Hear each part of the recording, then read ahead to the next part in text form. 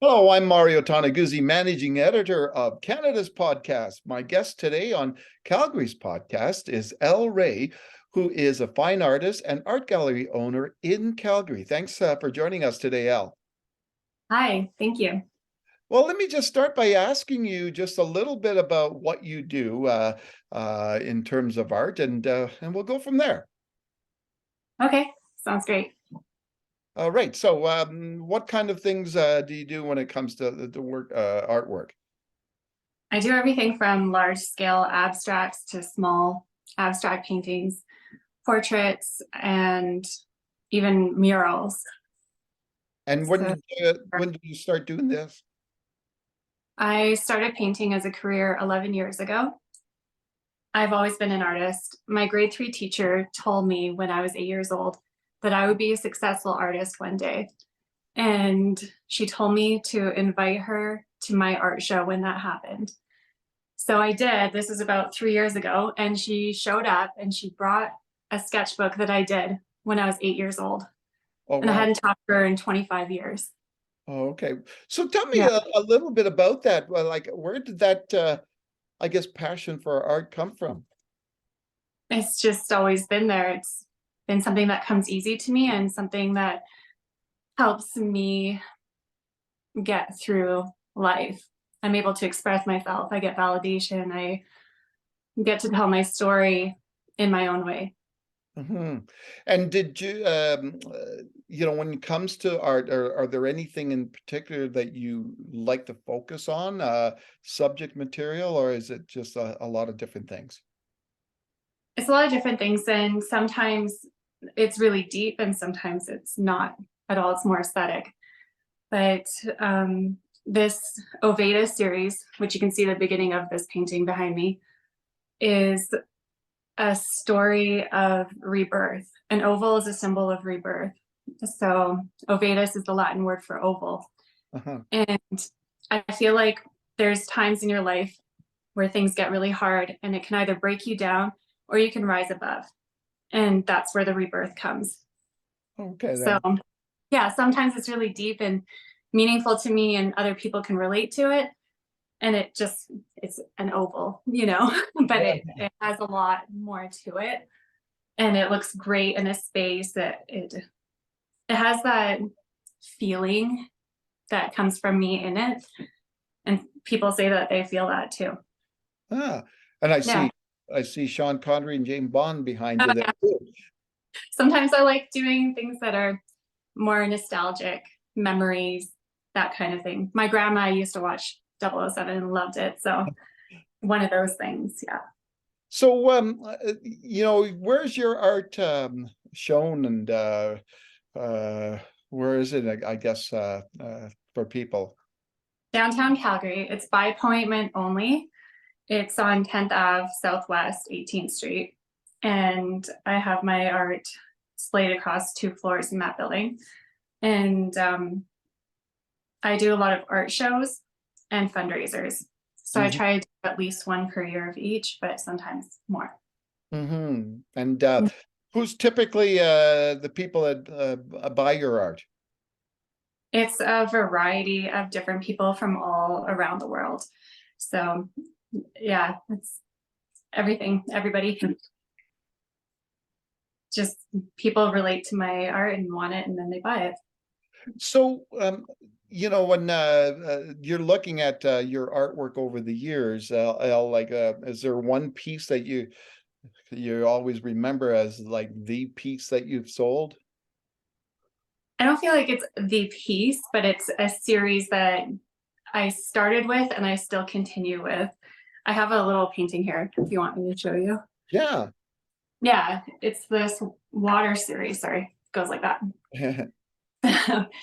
Last year I was in Atlantis, Bahamas with my daughter, and there's a lot of these turquoise waters. So that's a memory for me. My previous works were more darker blues, like the lakes, because my grandma, I mentioned her again, Hmm. she had a cabin there that we would go to in the summer. And I have a lot of lake memories. And I used to scuba dive too. So I just love that feeling of being around water, being immersed in water, and want to bring that into somebody's space, including my own. So So, there. So has this all come naturally to you, or did you also take some lessons? No, I'm completely self-taught. I just decided this is what I was going to do, and I made sure that it was going to happen. And I'm just fortunate that I can be here 11 years later, still in the game as a successful career artist in Canada. Yeah, So yeah, it's just one of those things that I just had a knowing. Sorry. that's okay. Yeah. Uh-huh. And when you look at the art from way back when, say when you were a kid, what kind of things did you like to draw? Animals. It was Uh-huh. always animals and faces. That was my thing. I loved going to the zoo and drawing animals. Oh, Yeah. interesting. Yeah. And sorry, and your gallery, how long has that been open? It's been around since September. It's a fairly new thing that I've done. So um, yeah, it's a new venture for me. I've And been represented by galleries in the past, but I decided to do my own thing. okay, then. When it comes to art, is there anything that you are interested in doing that you haven't done yet? Oh, that's a great question. No, I can't think of anything specifically that I haven't done. I'm, I guess, be represented in galleries around the world maybe is my next thing that I'm going for. So I think we'll go there. All right. Go big. Well, tell me a little bit about being an entrepreneur. Like, uh, you know, I don't know if you know Paul Van Ginkel at all. Paul's an artist in Calgary, and he's a friend of mine. And I remember him years ago telling me that he really had two jobs, right? He had the job of being an artist, and then he had the job of I guess being a business owner. Like, how do you juggle those two? Well, it takes a lot of confidence, and you have to understand sales. You have to be able to market yourself. You have to have the confidence to go into a room and just talk about your art and your dream and your passion to everybody. So it is a lot. There's the art side where I can just be in the studio and get lost, but then, as you said, there's the business side of it too. So I have to do my own accounting, my own advertising, marketing, my own production for the art shows and putting together the ideas. And there's a lot of back end stuff that people don't see. Yeah. What about on a personal scale, in terms of art? Do you have any people, like any artists that you look up to, or any types of art that over the years that you've fondly become attached to, I guess? I feel like I haven't done that just because I want to set my own bar and not be trying to chase somebody else's bar. So I do like a lot of artists, and I think it's amazing what they're doing, but I don't like to compare myself to other people or to try to aspire to be like them. I try to just stay in my little box so that I draw inspiration from myself. Hmm. Where does the inspiration come from, like usually for you? It's everything. So it can be personal experiences that are really deep and meaningful for me, and they're therapeutic, like the Oval series. I feel is very therapeutic for me. The water is memories from when I was young to last year when I was with my daughter, and just movies that I like watching, everything. It's just this broad spectrum of inspiration, Okay. and And then what, sorry, what was that? it never stops. Like Yeah. I'm never lacking for inspiration. Oh, interesting. So when Yeah. you're in the doing the actual art, like do you have specific times? Like how do you do that? Like do you set yourself like a schedule that this is when I'm going to do it, or is just is it flexible?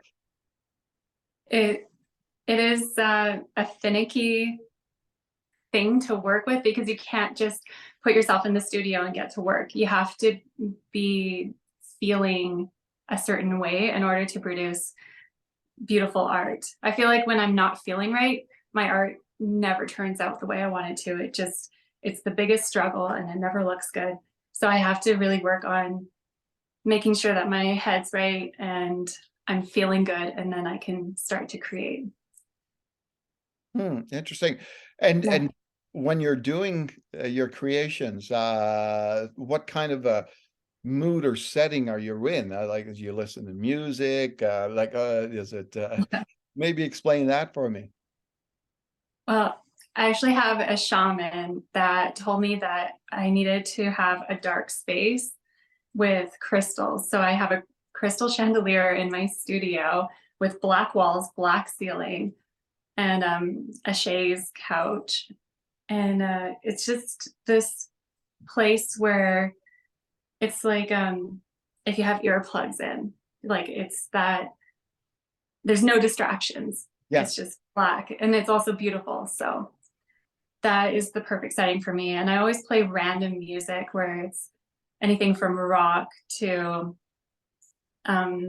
death metal to rap to dance, like old school stuff, everything, 90s, you name it.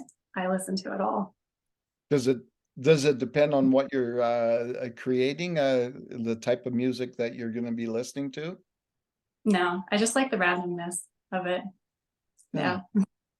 Yeah. Great. And you know, when you're creating, you know, what would you say, I guess, what would you say your advice would be to, say, young artists that maybe have a dream and want to be an artist? What would you tell them? What advice would you give them? First, you have to believe in yourself, and you can't stop. You have to just keep creating no matter what. Just keep going, keep getting your ideas out there. Don't take no for an answer and pound the pavement. Like I made sure that I was putting in commissions all the time, submissions to be a part of every art show that I could find, just so that I could get the exposure that I needed. And I would create my own art shows if there wasn't an art show that I could be a part of. So it's just doing whatever it takes to get where you want to go. Hmm. Yeah. Yeah. On a personal level, Elle, what else do you do that you have interests in outside of your art? When it's not snowy and cold, I love riding my motorcycle, and I'll take it out into the mountains and I'll wear a bikini underneath and go for a swim in a lake, and I'll get my inspiration in Mother Nature. And I also feel like riding a motorcycle is therapy. So it just kind of gets rid of whatever I'm feeling, and then I can go into the studio and paint. How long you been riding a bike? 7 years. Oh, okay. And how did you start riding a bike? Like, what was the story there? I used to dirt bike when I was 10 years old. I started on a 50cc Honda, and that's where I got my confidence. And then my father always had motorcycles growing up, so I was always around them riding on the back. And it's just something that I absolutely love from a very young age and decided that I wanted to do as an adult. Hmm, interesting. Yeah. Yeah. Anything else that that you do from interest sake outside of your work? I I'm a homebody, so I do a lot of puzzling. I hang out with my children a lot. I have two girls, and we like to travel. So we'll do everything from Kananaskis and Banff to Atlantis or Disneyland. Like I just love spending time with them and painting. So I'm just pretty much a homebody. Yeah. Do you Yeah. do you find that it's important to have those other things out there, whether it's motorcycle riding, that you're not just like 100% focused on the art? Definitely. Absolutely. Yeah. Because you need a fresh pair of eyes on the artwork that you're working on. So you need to clear your head and whatever capacity that is. For me, it's the extreme. Yeah. Yeah. So I'm curious, how long does it usually take for a piece of art? I have one painting that I've been working on since 2013. Yeah. So some just don't come together the way I want them to right out the gate, and some take a month. Usually, on average, I'd say anywhere between 2 to 7 months.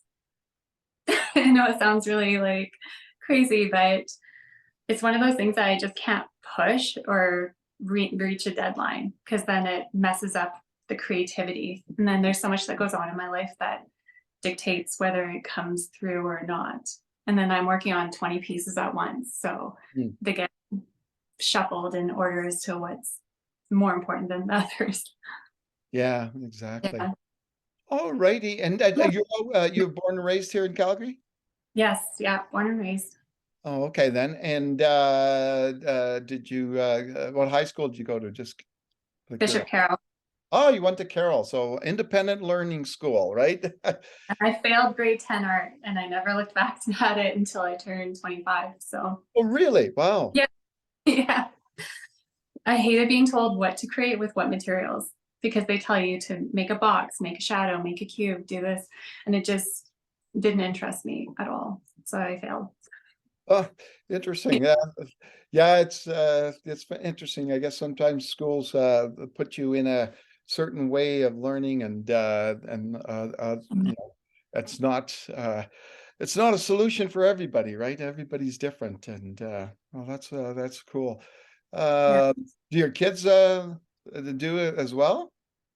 Or, Yeah. My oldest actually was in one of my art shows with 3 paintings. When she was 4 years old, she begged me to be in the show, and I told her, you have to start at the bottom at $200 a piece. And she said, no, my number is 4. I'm like, 400? And she's like, yes. So she sold out. She made $1,200 at age of 4 on 3 paintings. well, that's Yeah, superb. pretty cool. Yeah. So If you could see my house, it's covered in crafts and pictures and drawings, pencils, paint. Like, there's a lot of creativity in this home. Oh, excellent. All Yeah. right. All right, Elle, I appreciate you taking the time to talk to me today. Well, thank you. All right, that was Elle Wray, who is fine artist and art gallery owner in Calgary. I'm Mario Toneguzzi, managing editor of Canada's podcast. This is Calgary's podcast. Thanks for joining us today.